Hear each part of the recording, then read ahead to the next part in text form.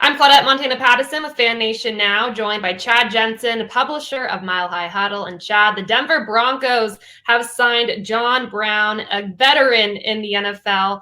What does he bring to the Broncos offense? Speed, baby. Speed, speed, speed. John Brown is a fast cat. In fact, Broncos fans are well aware of how fast KJ Hamler, who's unfortunately now on injured reserve, but how fast KJ Hamler is, well, John Brown's faster. So that tells you something. However, there's a reason why he's been available to swoop up and sign and is willing to take a practice squad caliber deal. He's been on the outs a little bit in the NFL, but this dude has experience. Over his NFL career, he's appeared in 96 games. He's accumulated about 4,800 receiving yards, 31 touchdowns.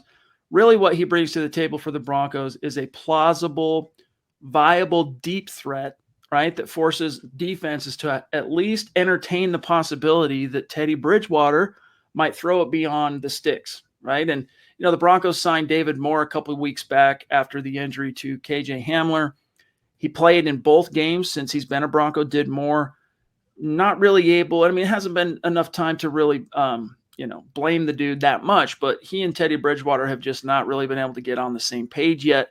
Whereas John Brown, he's a much more, I think, experienced vet that he can bring that savvy to the table. And it wouldn't surprise me to see him and Teddy Bridgewater get off to a little bit, faster start than what David Moore's been able to do. And for fans wondering, well, hey, if John Brown's landing on the practice squad, how's this going to help the Broncos? Well, in case you missed it, Broncos can elevate 2 players from the practice squad every game day for the game itself, and then they can put them back on the practice squad without exposing them to waivers, and they can do that 2 times per player. So it wouldn't surprise me to see John Brown play this weekend, Claudette, but I think he's a guy that's probably going to take 1 week to incubate, and then we'll see what happens perhaps for him in week 7. Although don't completely sleep on the possibility of the Broncos calling him up.